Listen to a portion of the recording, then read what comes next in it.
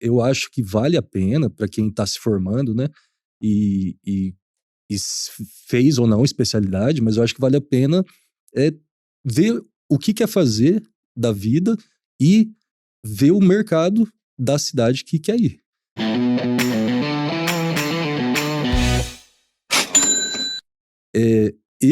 Assim, né, a gente sempre tem a gente sempre tem uma pretensão de fazer no melhor lugar assim, do mundo, né? Uhum. Mas às vezes essa pessoa que faz esse lugar e não deixa uma abertura na cidade que ele quer ir, efetivamente, né? Eu acho ruim, assim, eu acho que é uma estratégia que talvez não dê certo e vai se frustrar lá na frente, né? Uhum. Então, não necessariamente precisa fazer a residência nesse lugar, mas... Deixa uma porta aberta. deixa uma porta aberta, faz estágio, conhece pessoal, Uhum. tenha uma forma de entrar. E antes disso, né, vê se precisa também. Exato, porque às vezes você quer... Cara, o que aconteceu comigo? O Dr. Mussolini, na época, pediu para eu ir num congresso dar uma palestra de morte encefálica, que era lá no Água-Ativa, lá no parque e tal.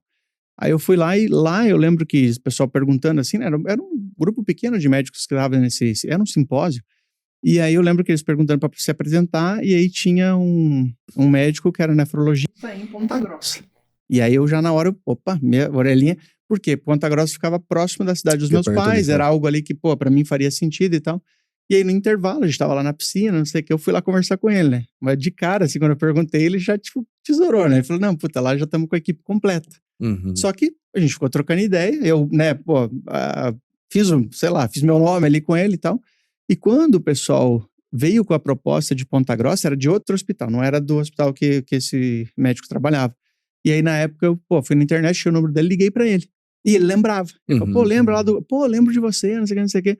E, cara, na época ele falou assim, não, olha, não é o hospital que eu trabalho e tal, mas venha conhecer e passe aqui falar com a gente quando você vier. E, cara, então quando eu fui lá, eu já marquei, então fui lá no hospital onde eu ia e já marquei de lá trocar uma ideia com eles. Então, assim, eu fui já falando, olha, pretendo vir pra cá, daqui 6 meses, né, vai acabar a residência, tal, meio que preparando o terreno ali.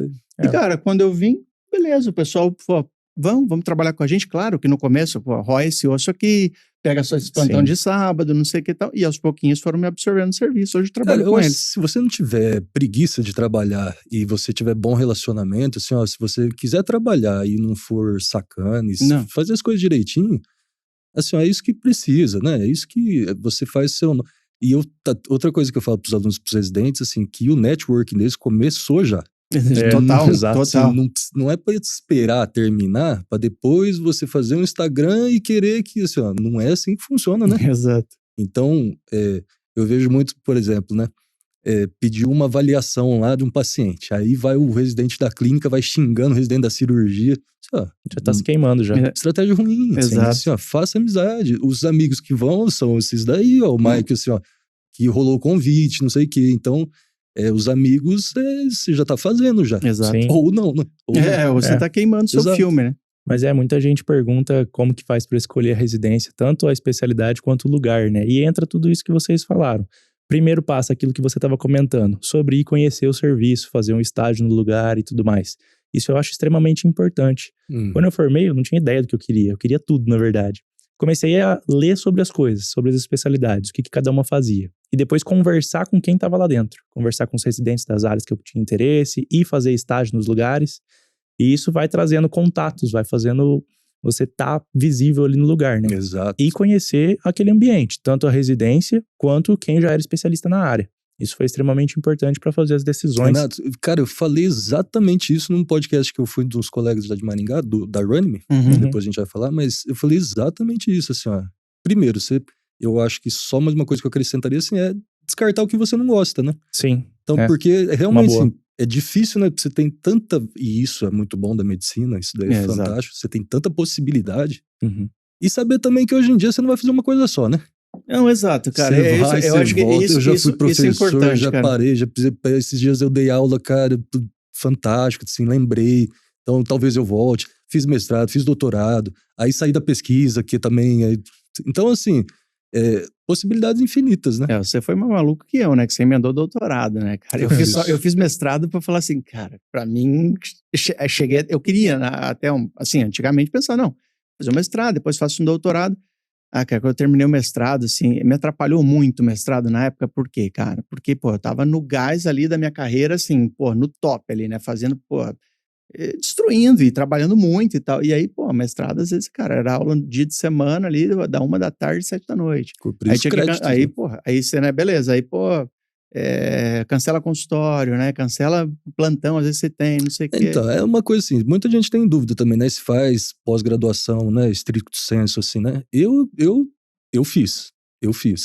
Agora, se você não for ser professor, não tem muito sentido você fazer. Eu ia falar exatamente isso. Só se você for seguir carreira acadêmica faria um sentido. Eu já dava aula na universidade, né, cara? Então, assim, aí eu dava aula como professor colaborador, e aí depois que eu virei efetivo, mas depois que eu tinha mestrado, né? Porque era um pré-requisito. E eu tinha... Era pré-requisito lá? Era pré-requisito. E vou te falar outra coisa, cara. Quer ver o que meu mestrado me ajudou? Quando eu me inscrevi para ser conteudista do Whitebook, foi um diferencial. O pessoal falou pra mim isso aqui, porra, assim, o maior diferencial foi tipo o papo que rolou lá, mas assim, eles falaram, ó, se você não tivesse mestrado, talvez a gente nem tivesse considerado na seleção lá. Não, eu concordo, eu acho que assim, né, claro que você vai ao concurso, tudo assim, né, mas é aquilo, é benefício versus tempo gasto. Exato, assim, né? Exato. Isso era porque uma coisa... É pesado, assim, né, então, por exemplo, eu hoje, né, eu não tô atuando mais nessa área, né. Na verdade, eu sou professor ainda, né, do curso de medicina na Unicesumar, que eles passam no Hospital Santa Rita, que é meu hospital, assim, base mesmo, que eu mais atuo lá em Maringá, que tem transplante, que me possibilitou tudo isso daí, né. Mas eu saí da pesquisa, por exemplo, né, que eu adorava, assim, pesquisa de bancada, né, meu mestrado e doutorado. Sua mãe era professora, né? Então, eu acho que veio dela isso daí, né?